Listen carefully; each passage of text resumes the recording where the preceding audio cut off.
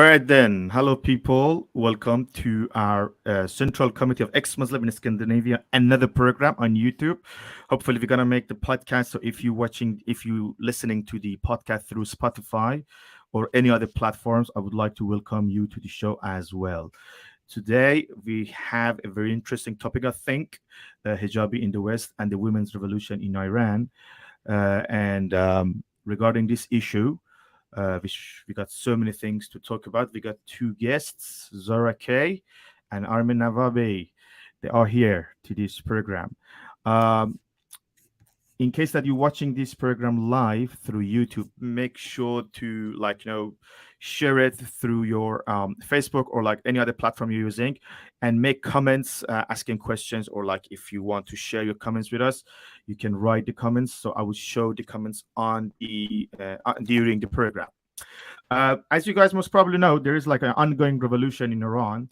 Like anti-Islam or like atheism is like one how to say astonishing and vital feature of such ongoing revolution in Iran. People are burning hijabs, for example, after the death of Masa Amini, the girl who was arrested by the morale police, by the Islamic police, due to hijab law in Iran. And after her death, there was so many protests. And what's so happening in Iran? It's called revolution by so many like experts and people who watching the news and stuff's happening in Iran. The interesting or like the irony part is we see these like some of these hijabis or some of these like Islamists in the West, Europe and North America, they actually do not show any sort of solidarity of what's happening in Iran, and on the other side, they're somehow against it. And they're trying to be the propaganda voice of actually the voice of Islamic regime's propaganda in the West. We're gonna show you some examples, and we're gonna discuss this. We're gonna discuss these people, and we would like to answer why they doing this and how we as ex-Muslims or like atheists, activists, whatever you call yourself, can cope with it. And like Armin and Zara here, I'm pretty sure they have so many things to share. So during these couple of minutes, we're gonna discuss this topic. If you don't mind, Armin, I would like to start with Zara first, since Zara had sort of like battle, I would say, or conflict with one of these like Shia Islamists in the US, Zainab writes, which I'm gonna show you her Instagram account. Zara had big conflict with her, and she's blocked by Zainab on Instagram. So Zara, as a non-Iranian sort of person who watching what's happening in Iran, and you actually been talking with Zainab Ratz, and I've been noticed that you're sharing so many things about the ongoing revolution in Iran on your Instagram. How you evaluate things, how you see things, like why people like Zainab Ratz hate you so much. I guess it helps if I give a bit of context. My first podcast ever was with Armin, and Armin and I met at a backstage conference. And that's when I said, "Oh, I'm from a Shia background." And that's when he said, "You need to come on this podcast." And that was my first podcast. And on that podcast, I mentioned how Tanzania was an avid supporter of Iran, like Khamenei, all of the Islamic regime in Iran was set at such a high regard in Tanzania that when the Iran Revolution did happen, I think a lot of the Tanzanians from my community were convinced that they were spies because Khamenei said that these are spies, and these are adults, some of them living in the West as well, who have degrees, who are convinced that they're spies, they're foreign agents, it's not real. So the people who are protesting about different things that has nothing to do with the hijab, it has nothing to do with the Islamic regime, it's economical. And that's where Zainab Rights kind of comes in. So she comes from the same community I do. Our parents are from Tanzania, and I think she was raised in the US with very strong ties to Tanzania, because I guess Tanzanians from my community are quite wealthy, so they have the monetary needs to sponsor news channels in the West. And this includes some in the UK and some in the US as well. And given that a lot of the youth in Tanzania are living in this bubble. So somebody like Zainab writes, who writes brilliantly well, like her writing is quite good. I'm not specifically talking about the context, but I think her writing is quite good. And I don't want to make this personal about her because she's only speaking what everybody else is thinking and she's motivated by that followers or that niche that she has, which is mostly people from our community. Most of her followers are from the community. And a bit of context on Zainab as a person. I think there was a news that was out in 2020 where a woman was stopped in the US borders because I guess she called it as discrimination because she was wearing a hijab, and it was a very invasive search. But I think the reason that she was actually stopped was because she had visited Iran numerous times. And somehow that was kind of flagged, or maybe her news channel, or maybe this was before her news channel as well. So a lot of her articles were talking about the discrimination she faced. However, the irony was that when she talked about the Iran Revolution, she completely ignored the discrimination women were facing for not wearing the hijab. And that's when I questioned, well, it's kind of surprising that you talk about discrimination when it came to your personal matter, but there are women who are, and even if it's one Iranian or five Iranians, women tell you that they don't want to wear the hijab, it shouldn't be forced. I think that's a basic fundamental right that we all deserve. And that Sharia law, like you're not even living in Iran, you're living in the West. You have the benefits of secularism. However, you don't want the same rights for women in Iran. And that you're continuing to propagate these lies based on the one or two people you knew are Iranians and lived there and lived in Muslim, like in the highest population of religious communities as well. And that's when obviously I think Yeah, when somebody from back home messages you, it hits kind of at home, so you tend to block each other. So that's when I yeah. would. Before we start talking to Armin, I would like to ask you one more thing. Like at the moment, you see like these like ongoing revolution in Iran, like after the death of Masa Amini, there is like worldwide solidarity. You see from any countries, like almost all the politicians and like so many group of people in the West, at least they show solidarity of what's happening in Iran. There is only tiny little portion of people who stand on the side of the Islamic regime of Iran, those who support Putin, for example, or those who are sponsored somehow by the Islamic regime.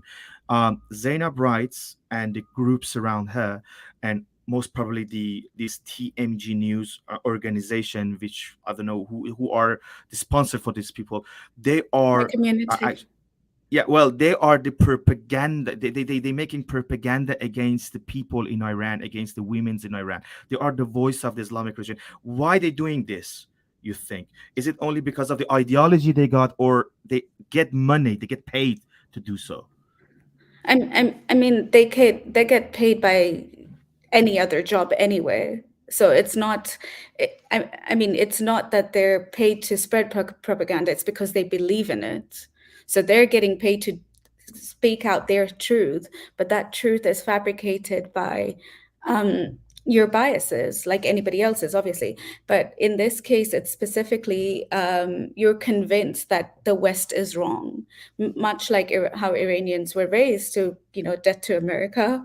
Um, yeah, I grew up hating that, or subconsciously, at least as a young child, they're like, why is America invading Iraq? Why is this? Why is that?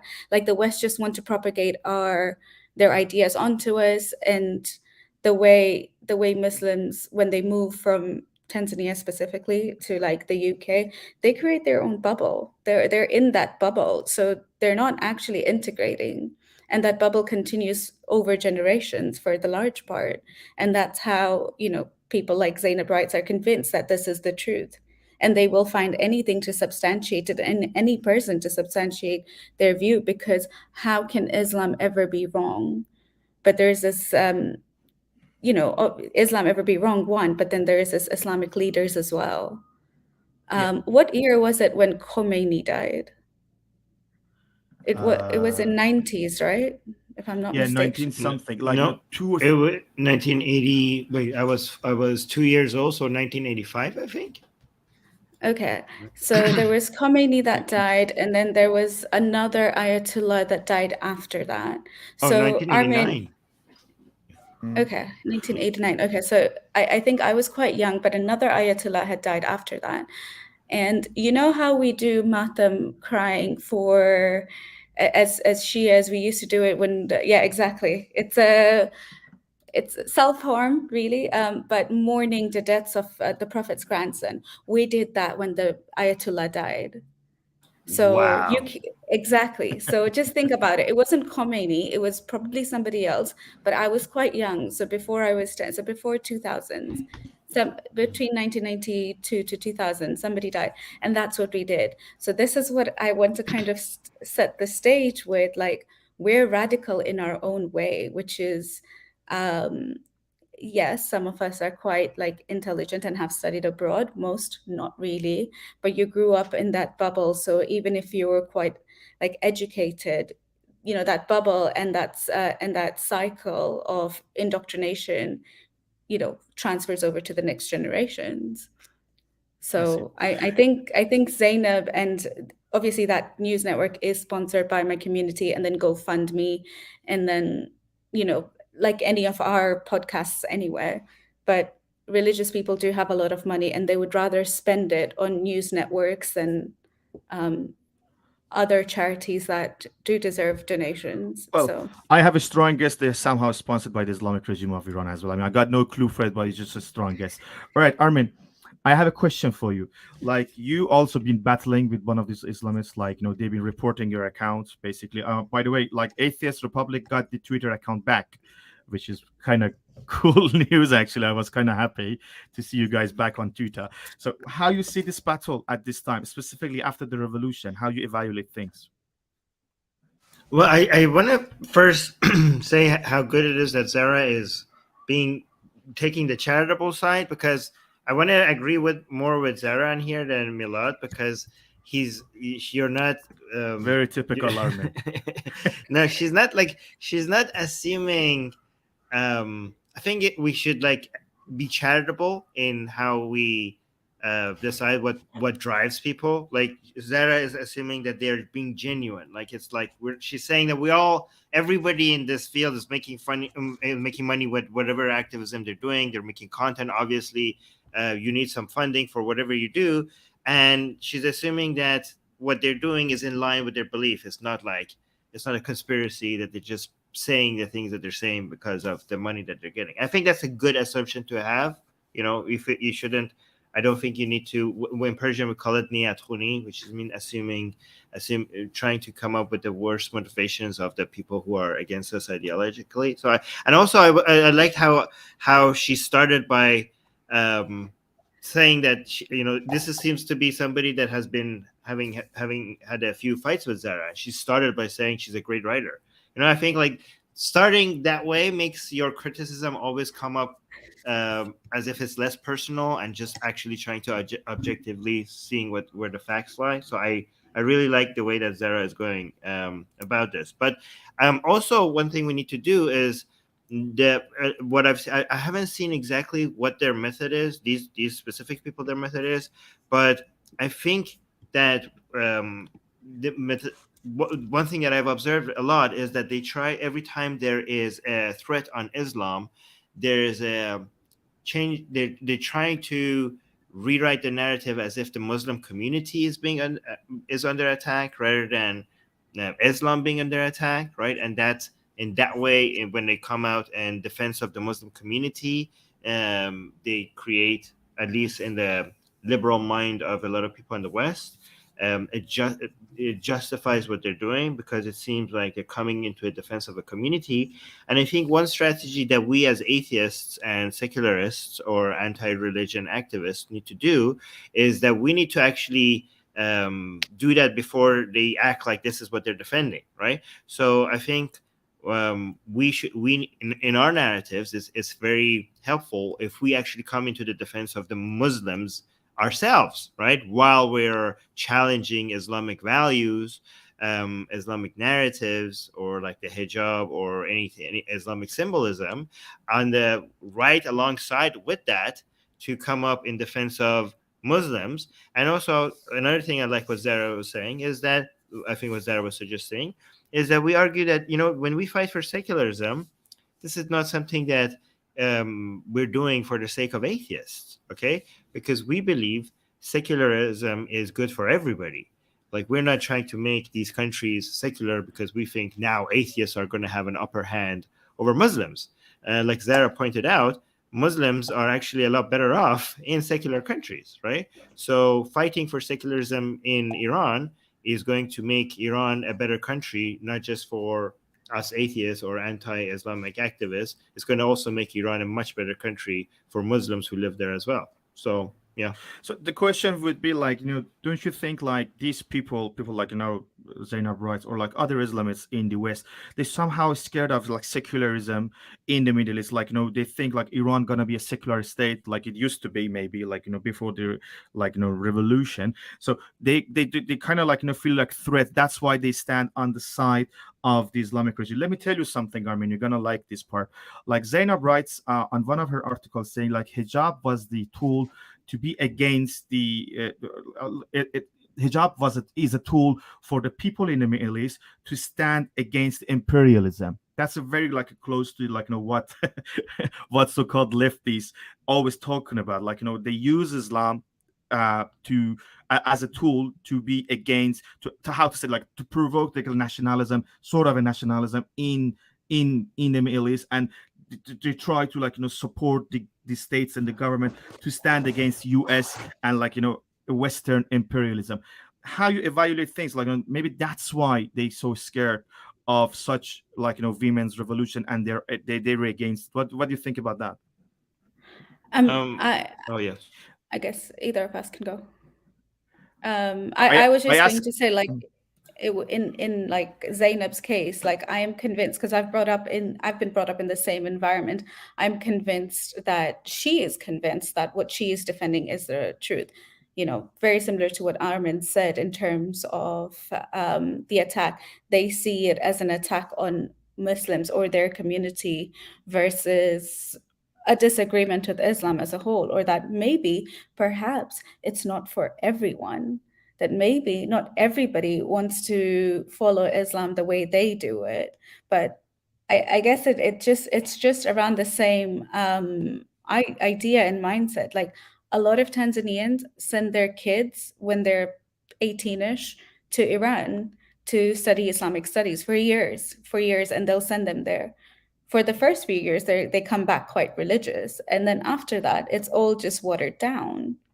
And that's how I think, like, they would, if you asked them to live there, they wouldn't.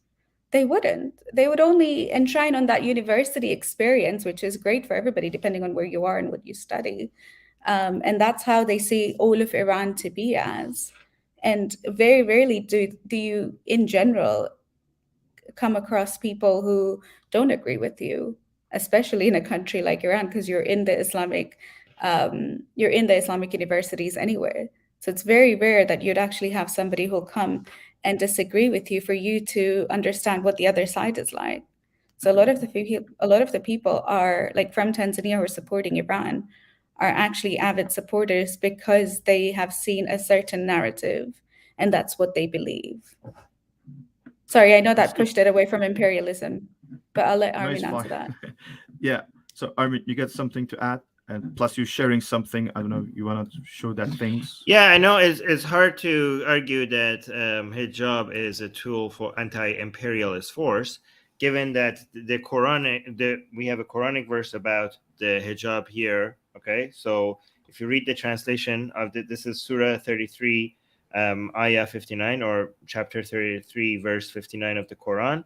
And this is a very specific explanation of what the hijab is meant for, right? at least one of its utilities. It says, "O Prophet, say to your wives and your daughters and the wives of the believers, let your outer garment you wear hang loosely over you, so that your bodies are not revealed to unrelated men. That is more likely to distinguish them as free women, so that they are not subject to harassment like the servant girls are." Okay. And the rest is just like gibberish. "And Allah forgiving of the sins," and whichever. Okay, that the rest is not relevant. But you can see that the main purpose of the hijab, okay, here is so that free women are distinguishable from, it says servant girls, but it really means slave girls, because you can see it's like slave, because this one is free women. So to distinguish free women from not free women, which is slave women, right? So it's very interesting how hijab is supposed to be a tool against imperialism, which is actually here in the Quran. You associate imperialism with countries that go and colonize other countries and the other places, and they take slaves, right? And as when it comes to imperialism, and colonizing other countries and stuff like that, the Islamic Empire had its fair share of doing that, right? And one way when it did that, it took women, men and women as slaves while taking over other countries, right? And you can see that hijab was a tool to create a hierarchy between free women and slave women, right? And this is the exact opposite of what she's suggesting. This is actually showing that hijab was a tool to enforce imperial standards, or at least colonizing standards over the colonizer or the imperialist over the people who are being colonized, or the people who the empire is taking over, right? So it is basically literally the opposite of what she's saying, what the hijab is used for.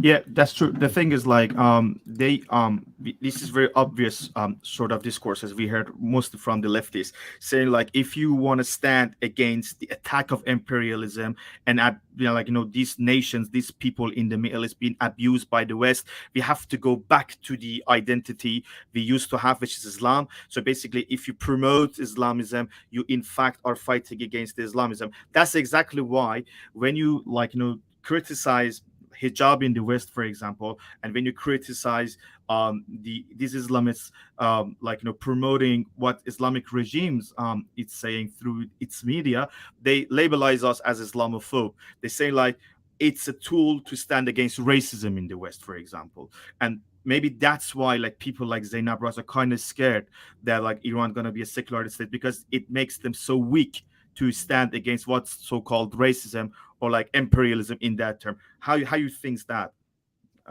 Zara, would you like to answer my question? I was just going to say that because it's Iran, and if Iran becomes secular, that would break up all their ideas of hating secularism in the West.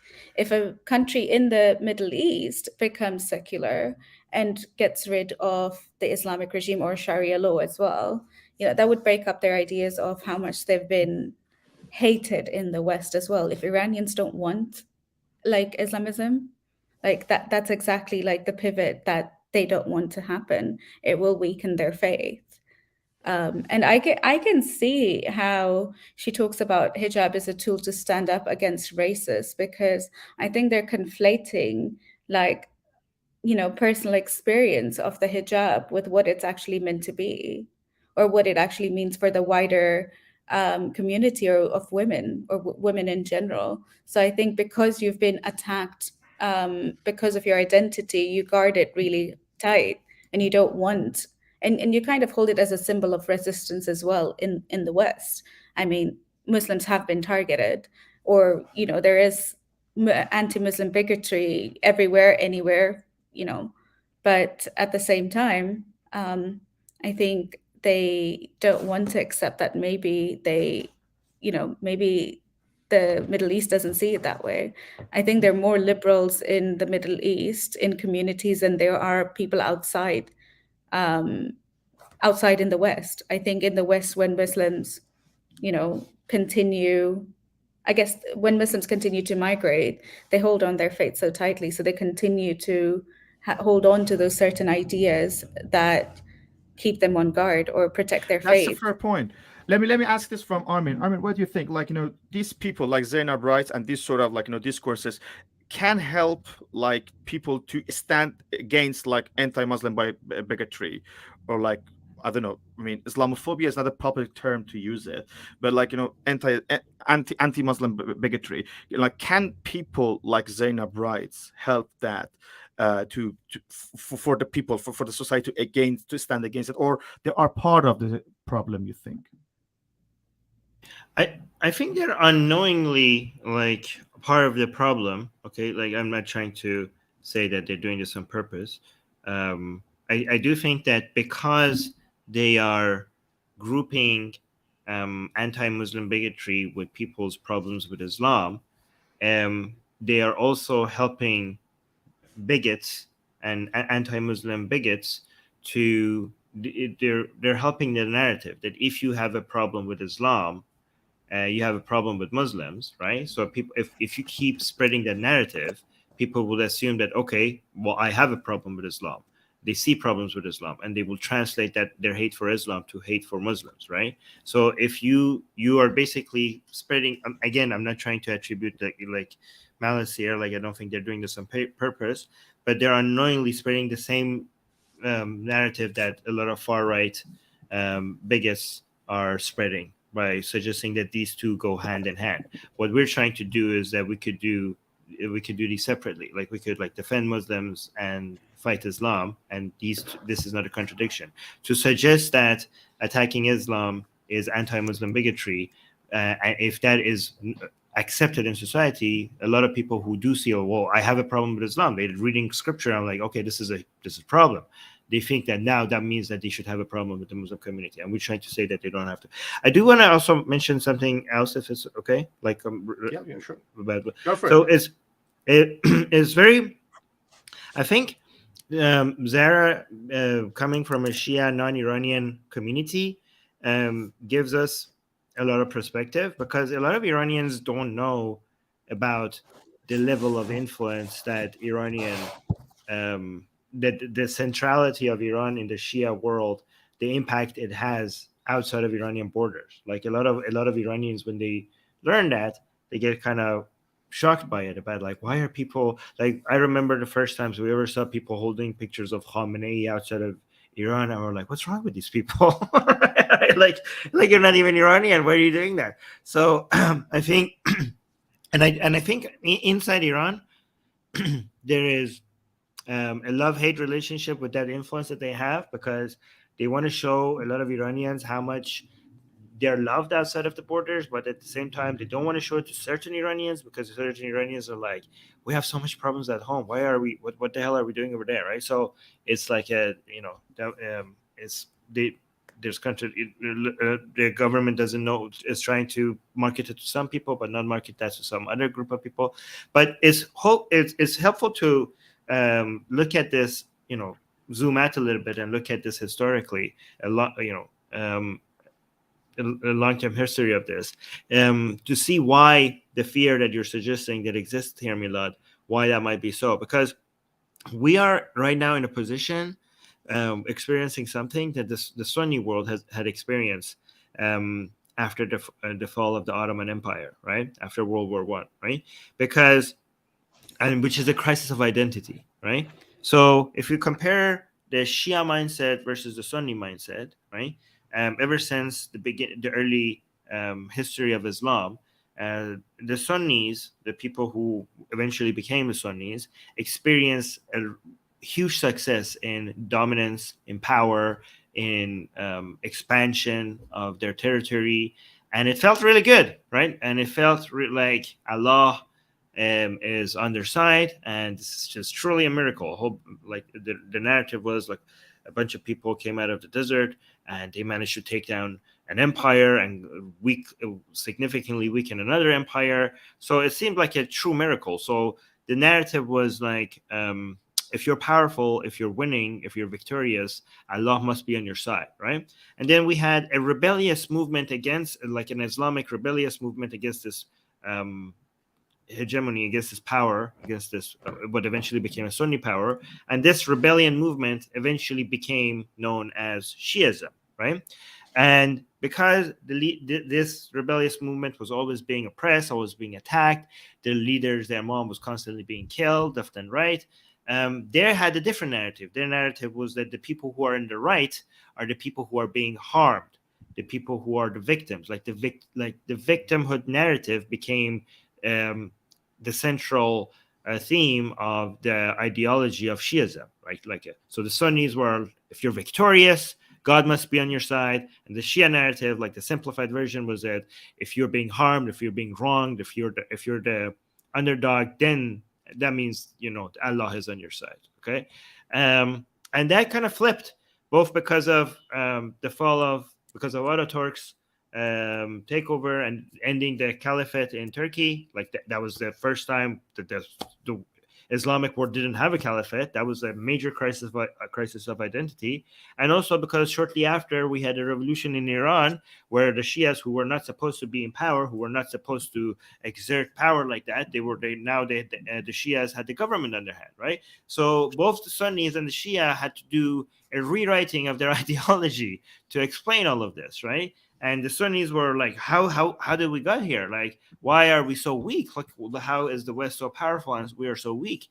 And it seems like Allah has abandoned us, right? Like Allah is like, what do we do, right? So we had two reactions in the Sunni world to that. We had two reform movements, one pragmatic reform movement and another radical reform movement. And the radical reform movement, like the Wahhabis, were saying the reason why we're so weak is because we have moved away from Allah's path and we need to go back to the roots.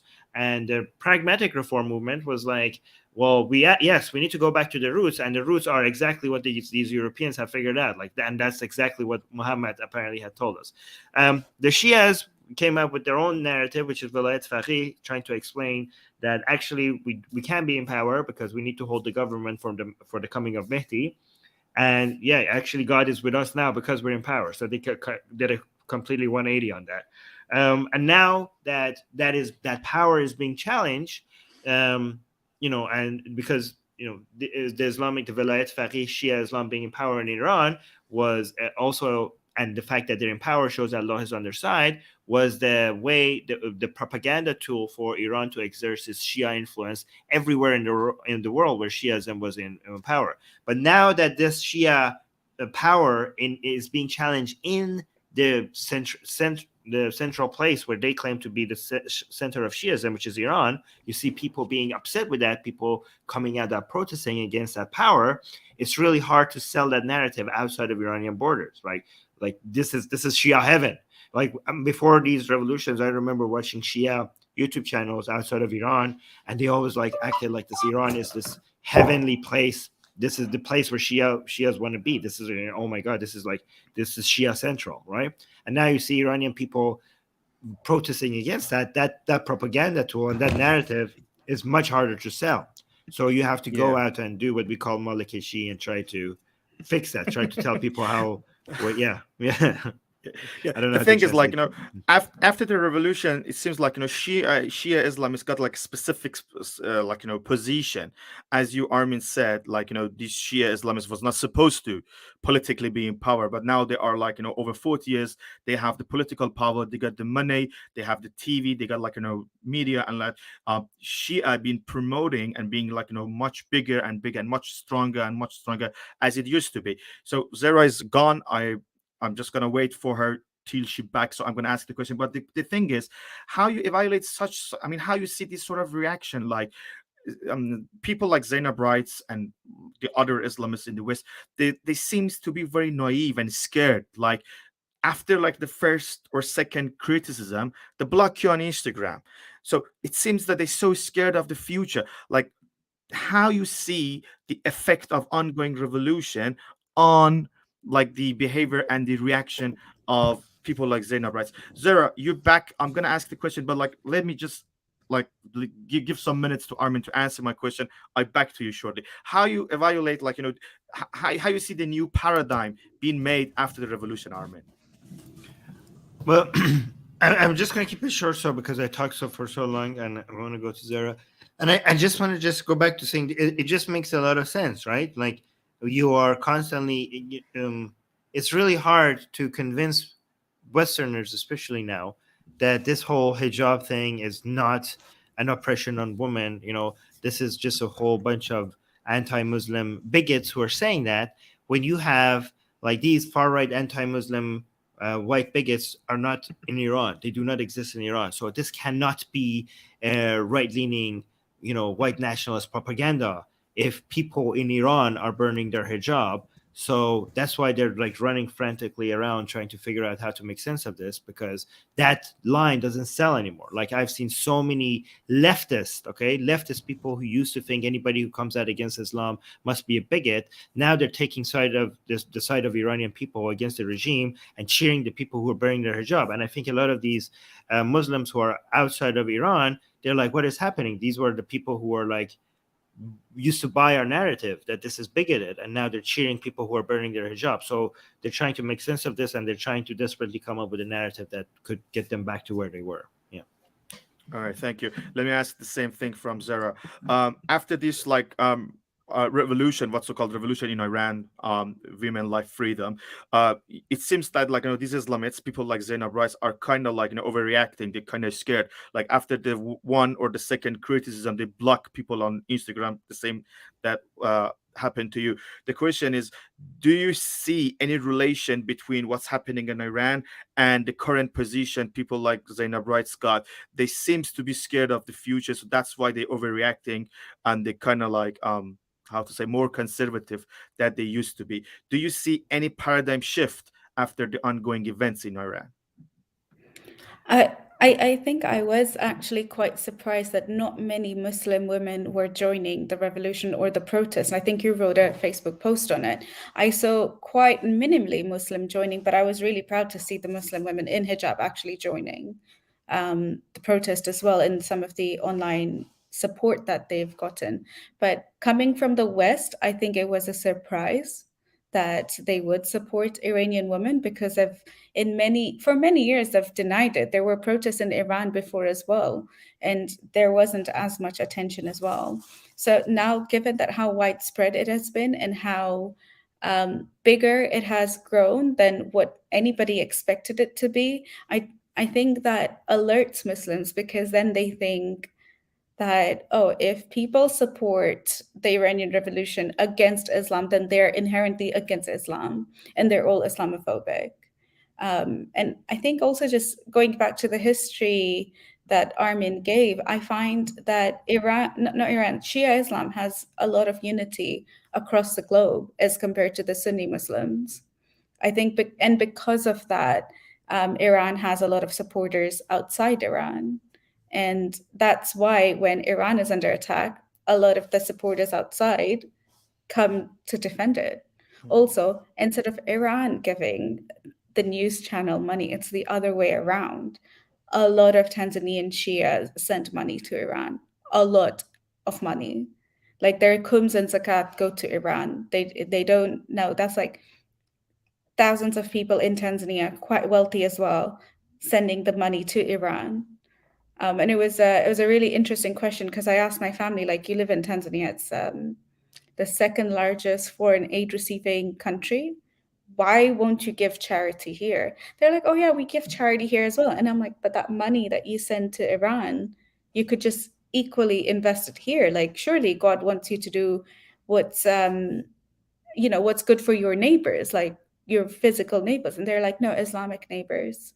It's we can donate here, but Islamic neighbors. And the question I asked, I'm like, well, if Iran is getting a lot of money, why are there poor people? Well, that's a very interesting point, since these Khomeini and these Islamists, the Shia Islamists in Iran got the power. They were not they actually they never been popular by the majority or vast majority of the Iranians, as you see on this comment, Bijan Hakimian saying the same thing. Khomeini and these Shia Islamists was not supposed to actually lead the revolution and be politically in power, but they are after 40 years. So maybe because of the supports abroad by a country like Tanzania and the money flowing in Iran, these mullahs and Shia Islamists could still be in power and oppress the people. And maybe that's why actually you see these Islamists in the West, they're sort of kind of scared, because if the Islamic regime of Iran fall down, yeah, the whole empire will fall down, and like this money laundering and this sort of like sending money would somehow stop both inside Iran and in Europe and in North America. That could be another reason. I mean, I'm just guessing again. There is no specific clue for it. uh, I I, have I also yeah. I also Mhm. think that again people aren't able to distinguish that Islamism is different from Islam. So their support to the Islamic regime is towards Islamism, like a political Islam, and they see it as an attack on themselves when it has nothing to do with them. It actually has nothing to do with them except for their belief. But at the same time, like they would have they would have more merit to supporting Iranian women or the Iran Revolution than they would staying silent about it. Because, like we started the podcast in, like a secular country will protect all of their rights versus countries that are theocratic in nature, that only do, in Iran's case, only do harm to other Muslims.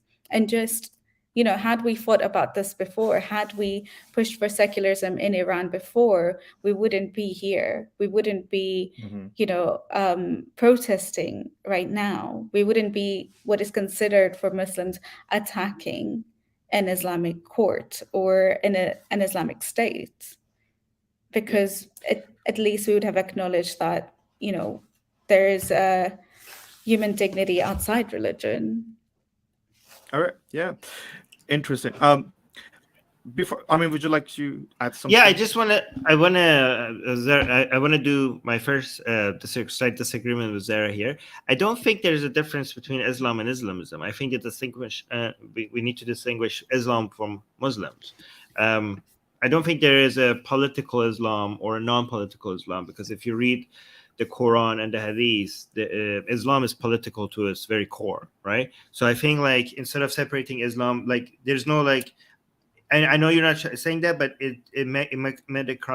may come across as we're saying that there's a good Islam and there's a bad Islam, and there is no good Islam. Islam is evil to the core.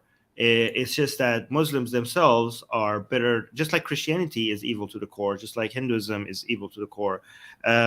But what we're trying to say is that when I want to defend Muslims, I say that most Muslims do not even understand Islam. They don't follow Islam. I say Muslim values is superior to Islamic teachings, just like Christians' values is superior to Christian teachings, or most Hindus' values or Jewish values is Jewish people's values are superior to Jewish the teachings of their books. So I think that's how we want to separate these two, rather than saying Islam and Islamism. Right? Does that make sense? Yeah, no, and I agree with you to a degree, except the practicalities of how Muslims would think. But I know you've distinguished Muslims and Islam, but I Mhm. still feel that there has, and I'm not talking about Reformation, but I still feel like there has to exist a space where people are convinced that they're more spiritual than dogmatic. So they have a different version of Islam in their head than there has than their books actually say for it to be. Would that then mean that it's not Islam at all, the spiritual version? Maybe. I'm just talking about it in the mindset of what a Muslim who is not dogmatic, or liberal Muslim as well, would go like, I still believe in this God, Right. and this prophet, but I don't believe in the actions that were happening before. I don't believe in, not You believe, believe in I don't Quran? agree. No, yeah, yeah. Do So you they believe agree? in the Quran, you believe in the Okay. Quran, but you think it's an outdated version. And I have met Muslims like that, and that's the only reason why I put like this separate bubble for them. Yeah, the way I would not, because that's not Islam though. Like, if you believe that the Quran does not reflect how people should live today, you're saying, if you're saying the belief that the Quran is outdated, right, is not an Islamic view. Like, you are outside of the fold of Islam right now. So I would suggest that, but instead of giving the credit, like, I think what this narrative of you are a good person, you're trying to sneak your way out of Islam because you're just genuinely a nicer person than Islamic teaching. So instead of trying to give the credit to the fact that Islam can be okay, I try to give the credit to that individual, right? I mean, I don't, and I think I do think we're leaving room for them. Like, my insistence that this is not in accordance with Islamic teaching is not shutting that person up, is not letting that person claim that make the claims that they're making. It's not letting that. It's not stopping that person from being peaceful or wanting a better world for him or herself or people that they care about. I just have a like. I don't think like I'm closing that room by just having a disagreement with them, right? They think this is Islamic, and I will insist that I think it's not. So, but I'm not shutting them up. I'm not stopping them from living the life that they're living. It's just so I'm still leaving room for them. I'm just having a disagreement with them, and I will insist that this is not Islam, right? And I think, Right. yeah, I would mostly agree with you. I'm just coming from a perspective where people are convinced it is, and for the sake of their argument, I would go like, cool, as long as you're not hurting anybody, you Yeah. go with that idea. I mean, I guess it won't be up to me to convince them. I feel like it's their journey. I Yeah, can I'm only not put out what I think. exactly. So I'm I not completely saying, get yeah. your I, point. Like, sorry, go I on. don't think we are in contradiction of each other. I think we agree. I just wanted to mention that having like if I continue disagree, like let's say you're a Muslim and I'm like, well, I disagree. That's not Islam. I'm not saying I'm going to be able to convince you that I'm right. Like like we could accept that you will continue this. We will continue this disagreement, right? But I'm just not going to say that. Okay, so I'm going to accept your narrative so that we are on the same page. Like, no, I mean, we could just normalize not being on the same page and live with each Yep. other. Like you say this is Islam, I will continue to insist that no, this is not Islam, and we can still be friends. Like, I don't have to agree with you for us to be able to get along. Like, but my insistence would not stop on saying that this is not Islam, right? Perhaps a better, yeah, no, I completely agree with you. Perhaps another word would be the difference between Islamist and Muslims. Or Yeah, Islam could and be. yeah. The Well, thing is, like, Islamist. what is true Islam, and can Islam be reformed, and do we have political Islam and normal Islam?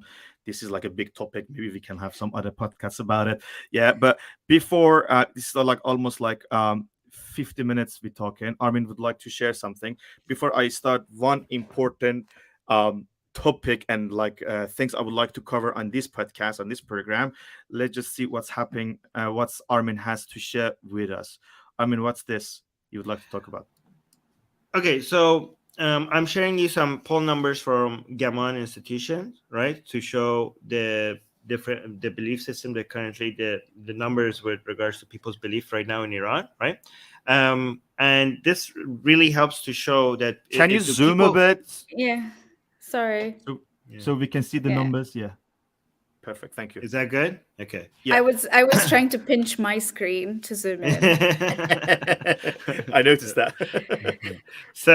So the thing is that we have to show the people who think like, oh my God, secularism in Iran, that's bad for Islam and that's bad for Muslims.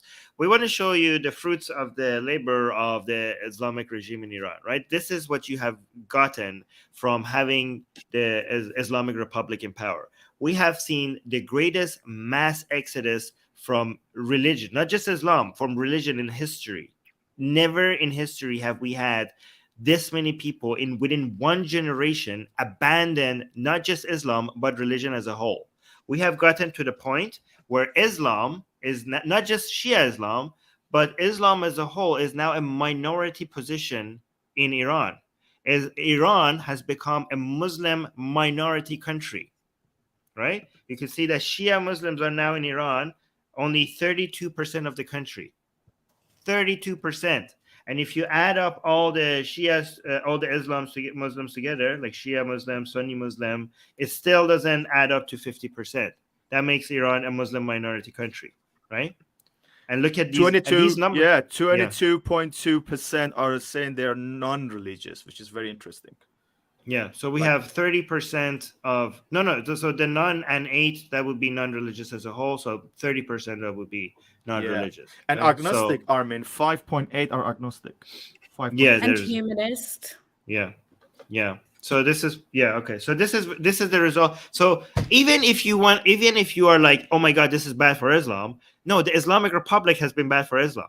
Like in a secular world, you would have better propaganda for Islam because you will actually not have an Islamic regime oppressing the people. So you would be able to come and market your Islam to all these non-religious people from a better position, from a position that there's not an Islamic hammer right upon people on people's over people's head. So even if you're interested in Islam and the image of Islam, you should be supporting a secular government for the sake of this.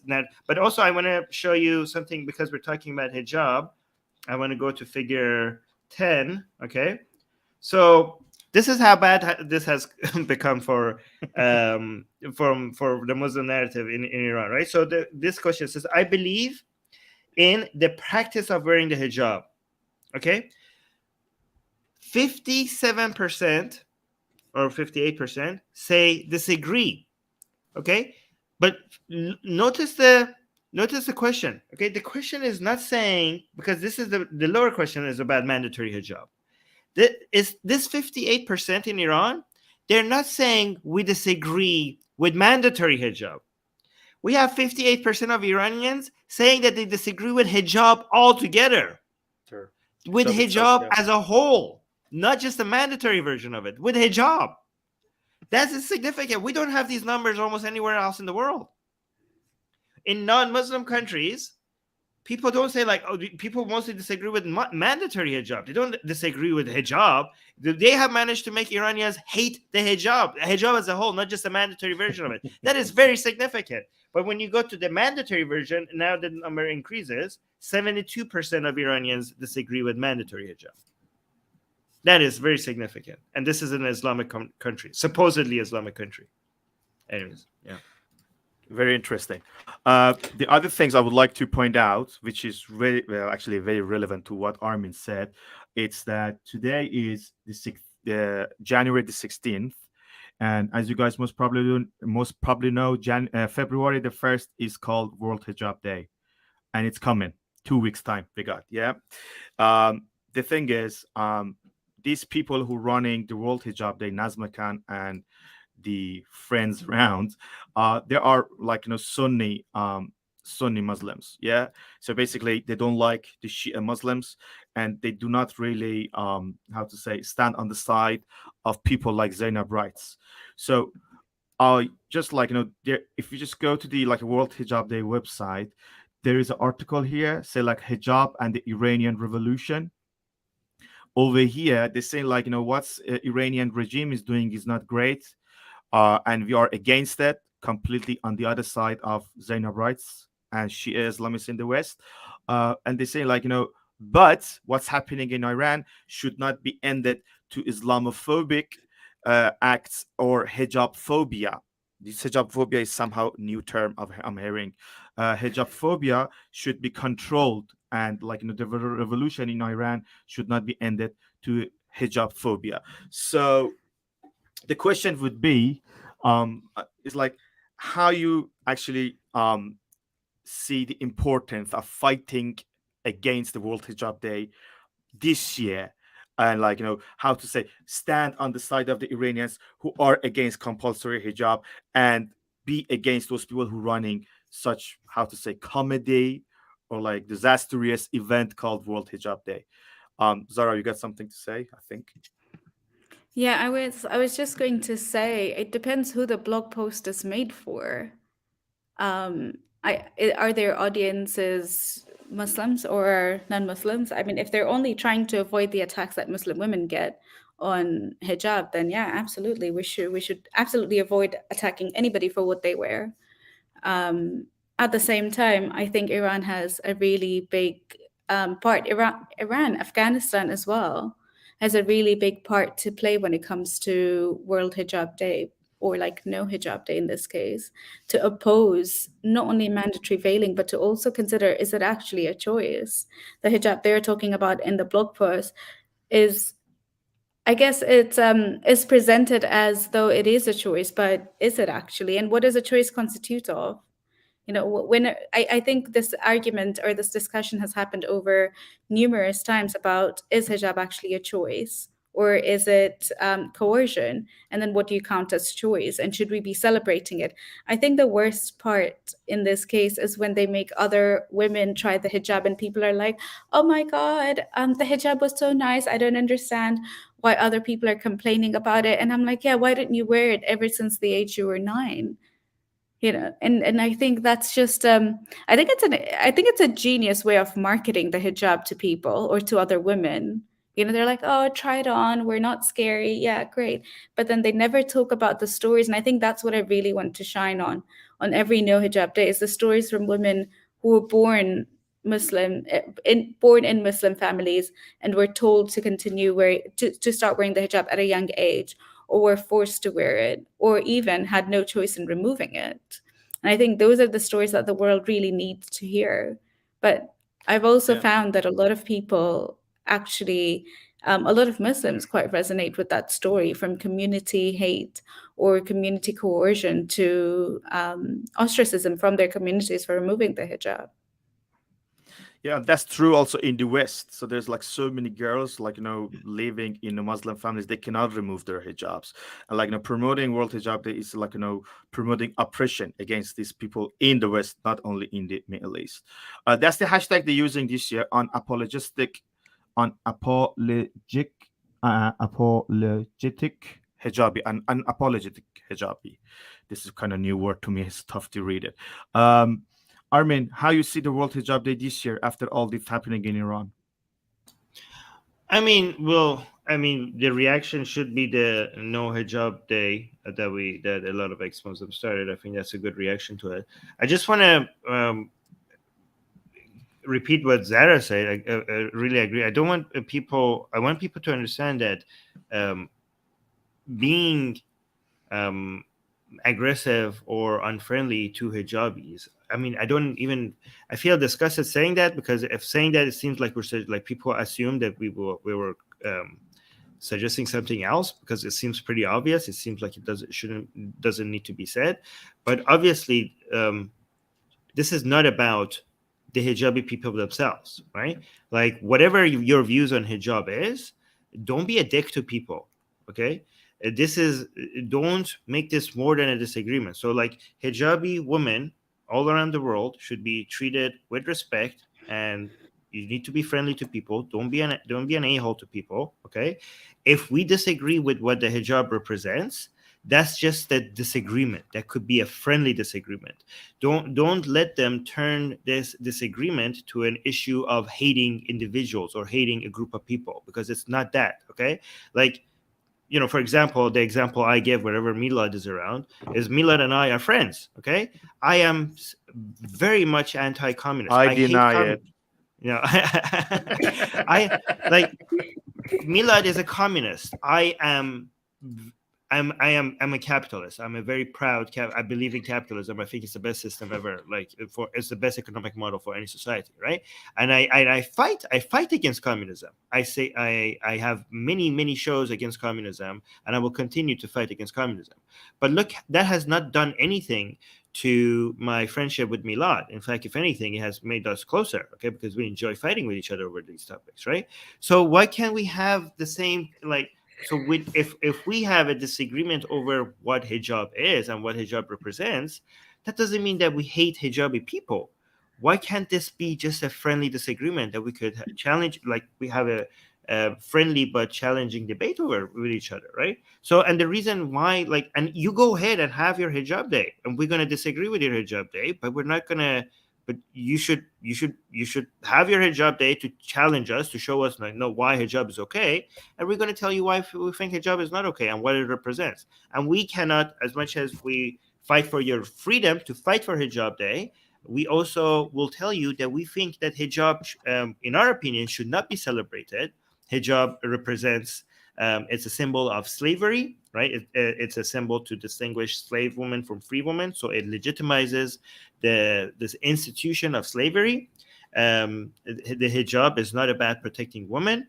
It's a tool made by men to protect their property from other men, right? It turns women into a property for the sexual pleasure of men.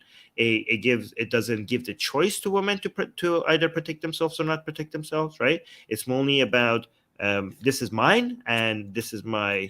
This is like, just like you have a donkey or a camel or treasure, and this is your woman. Just like you protect your treasure, or you protect your donkey or your camel, you want to make sure that you are protecting this property of yourself, which is basically also a slave, but a higher level slave, like it's your wife is also kind of your slave. But you just want to make sure that this is because a higher value of property compared to your slaves, you add extra protection to it, so that other men know that this is not something that they can have. Your slave woman, they can have it for the right price, but these are but the woman that you're having sex with as slaves are women that are tradable, but the women that you have sex with as your wives are women that are not just a sex object, but also a political tool between or a relationship contract between tribes. So they mean to represent an agreement between two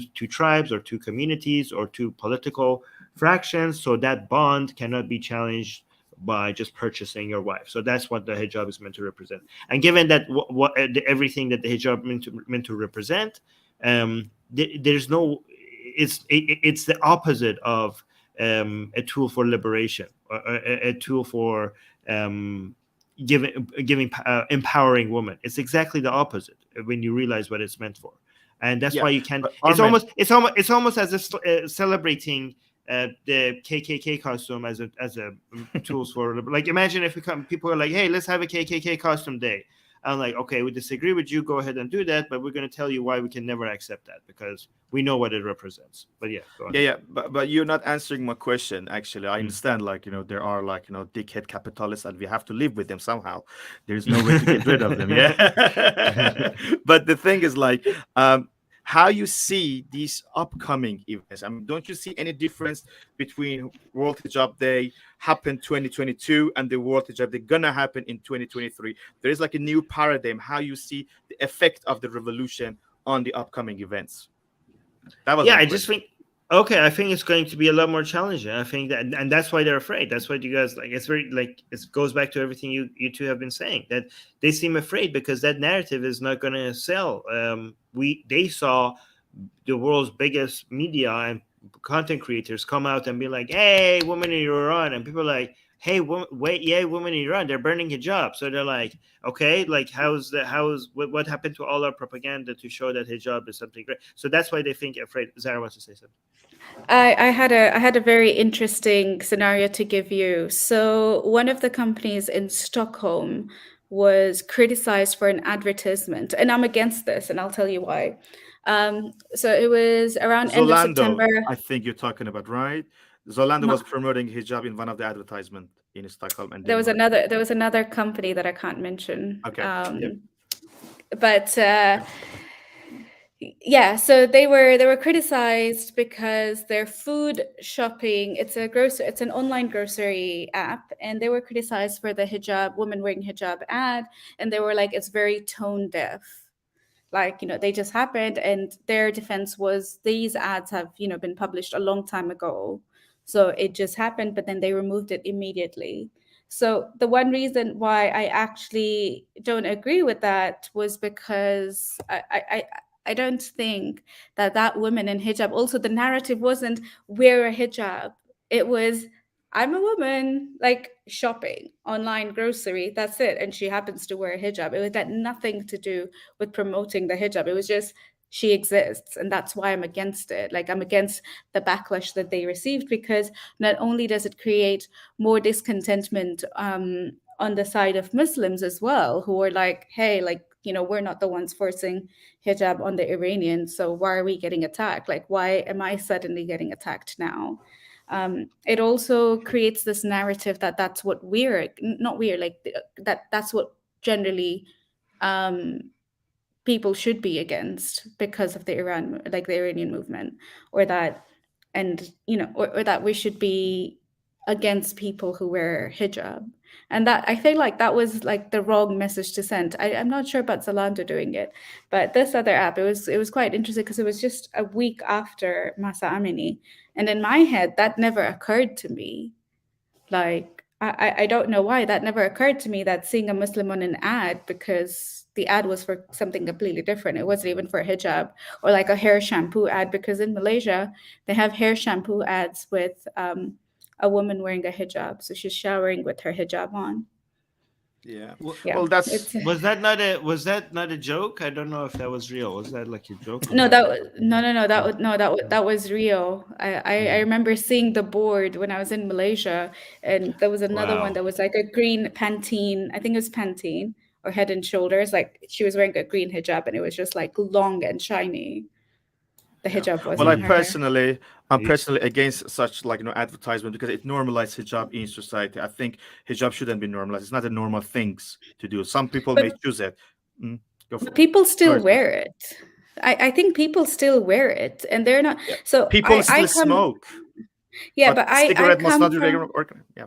Yeah. Go for I it. come from this space because, like, when I was a young hijabi girl, you'd never see air hostess or you never see other Muslim women in position of power or having different careers. So for me, it was quite inspiring to see people like to have it normalized, not normalized in the way that it's acceptable to separate women and men, but to actually have like see people who look like you in in that jobs or careers.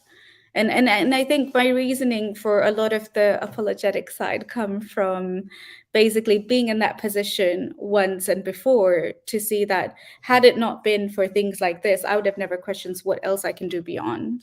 Because so many young girls don't see that. I mean, social media, yes, but prior to that, you'd never see the exposure that or the what Muslim women are allowed to do. So I don't know. I feel like I'm so glad. Like, oh yeah, she's on TV. Great.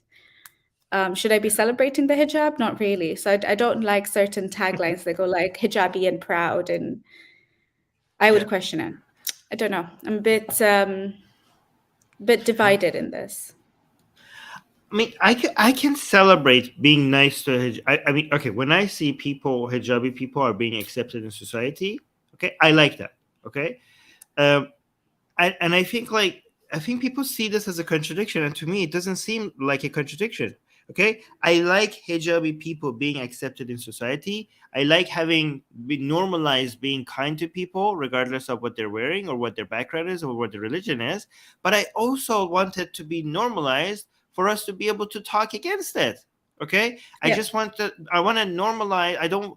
I want this to not be seen as an attack on you as a person. Okay, I want people to treat you that like you deserve, that you're part of society, that you deserve to be here, that you deserve to be happy, that you deserve to be treated, that her job shouldn't be used against you to be to mistreat you. I like that. I like to see like hijabi people getting along with the rest of society and then feeling like their hijab is not an issue in society. I like that. Okay, but that's not a contradiction to also wishing that if this hijabi woman saw somebody pointing out their problems with hijab, they don't think like, oh, I'm being personally targeted and attacked. They're like, okay, like I just like you. Oh, this is actually a good example. Just like when you go out there and tell people why you think hijab is good, a non-hijabi person shouldn't feel like they're attacked.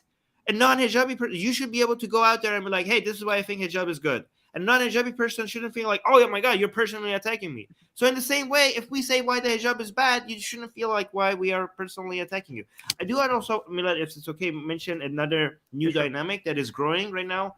If you wanted to talk about the things that are different, there's now a lot of internal fight. Like there was always there, but there's a fight that is growing between Muslims themselves, between more liberal-minded Muslims and more conservative-minded Muslims, and that with regards to hijab.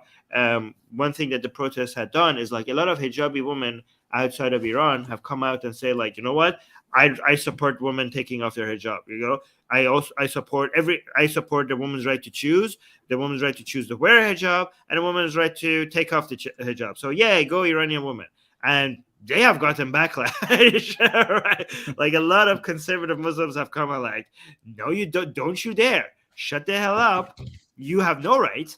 The Islam does not teach that. You wear the hijab. Like there is no choice. Like so they're like a lot of conservative Muslims are coming out and pointing out that, oh, look at all these fake Muslims telling Iranian women like, hey, I support your right to choose. Like that is not what Islam teaches, right? And also Mhm. another more older fight, a lot of conservative women, you know the pictures that you show on the website of the hijab day with all the Muslims wearing the hijab, right?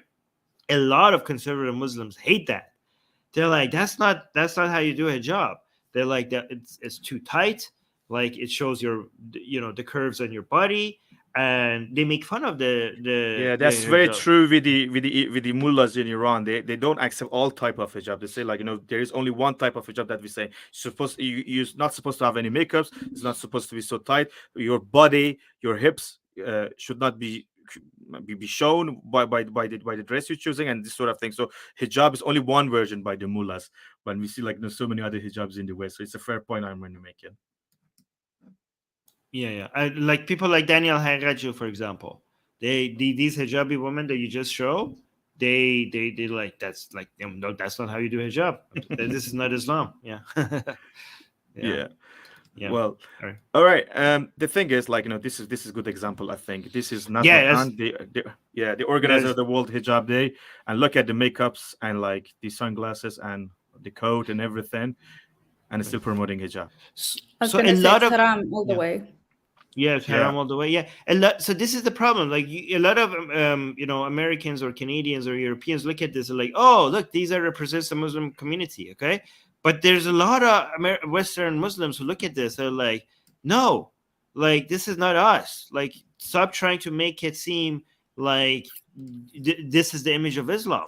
Like, there's a growing movement in Muslims outside of Islamic countries who think that the liberal Muslims have dominated the narrative of what Islam is supposed to represent. Again, and we have some even more liberal Muslims who say, actually, no, there's a lot of Muslims who don't even wear the hijab. So why are you showing every Muslim woman with a hijab? That doesn't represent us. We are Muslim and we don't wear the hijab. But on the other side, we have a lot of conservative Muslims that are like, no, this is too liberal. Like, this is not a hijab.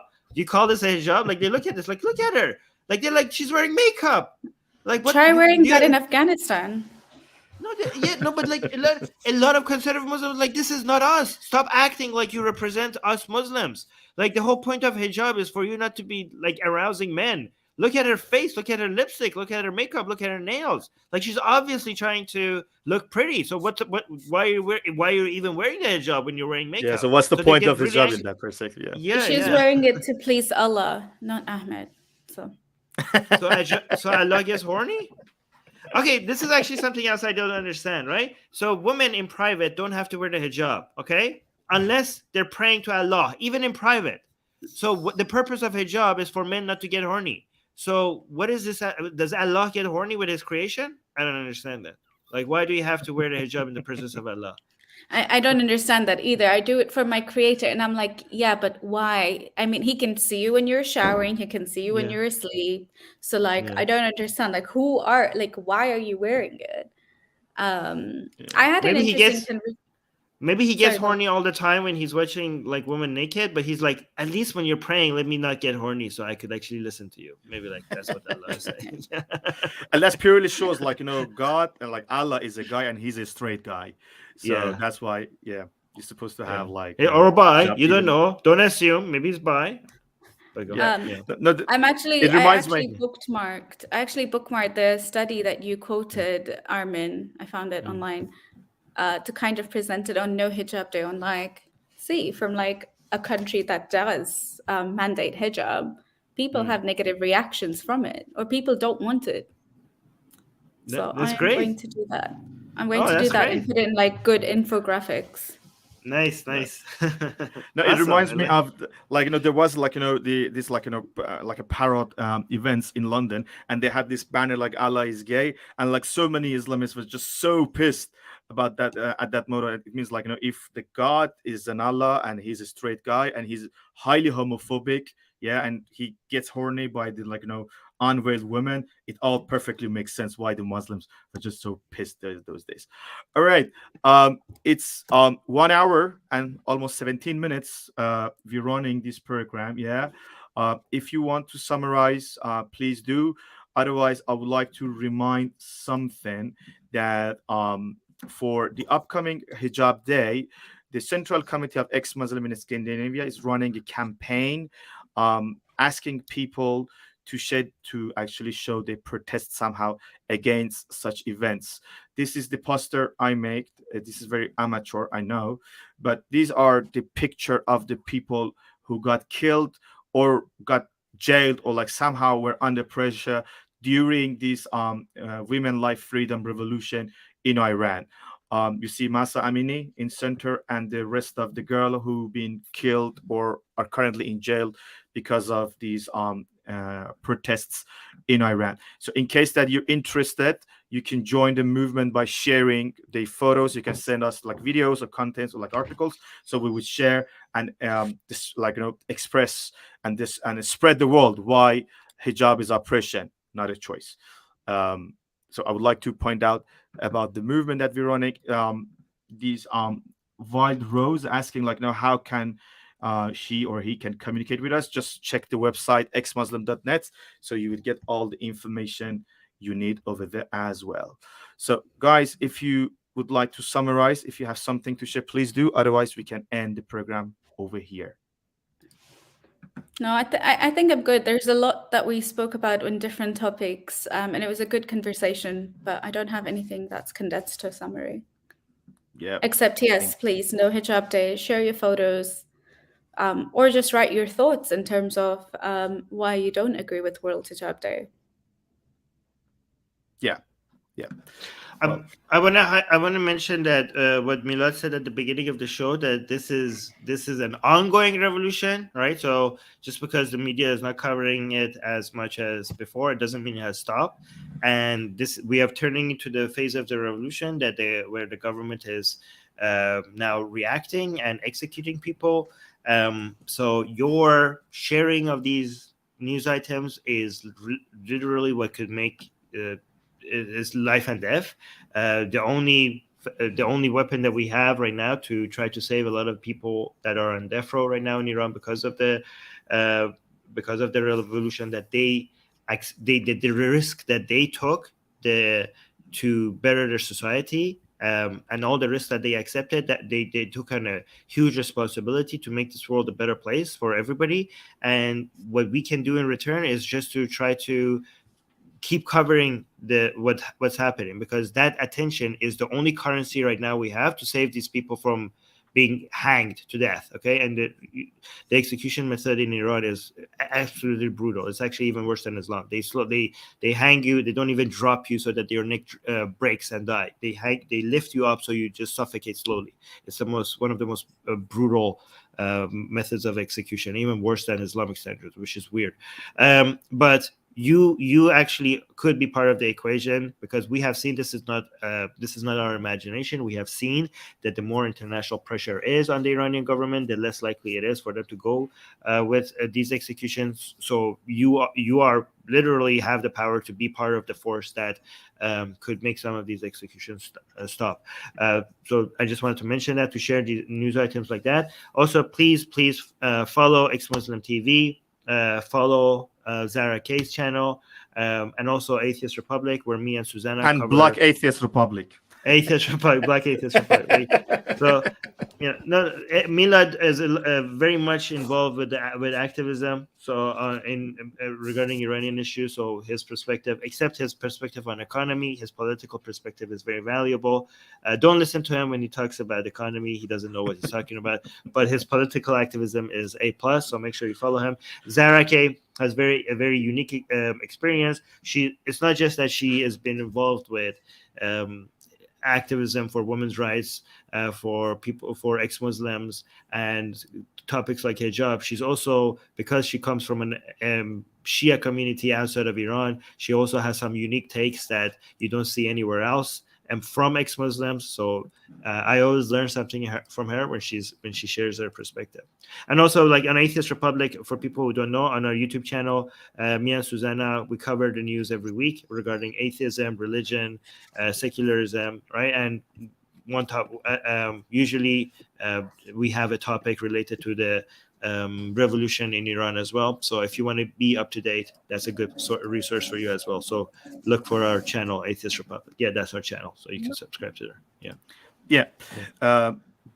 Thank you, Armin, for the important the important point you said about the execution. Before we end the show, I would like to point out two comments which was very funny. I mean, this is in Persian, say like, no, ex-Muslim of ex-Scandinavia has the biggest Iranian atheist community, but the viewer is less than 30. So he's one of those haters, say like, no, we're getting paid by the government in the West to promote atheism in Iran. Thank you, hater, for sharing your comments. Yeah. And Muhammad called also, say like, I'm sorry for all this trouble. And also I think that's another funny comment we got. All right then. Thank you guys. Thank you, Zara. So highlight the Sweeney and Doorknob Head as well. Those are good comments there. Sweeney. Yeah. This guy. Great. Yeah. Great hardcore conversation. Thank you. And please plug Blasphemous Art. Oh. Yeah.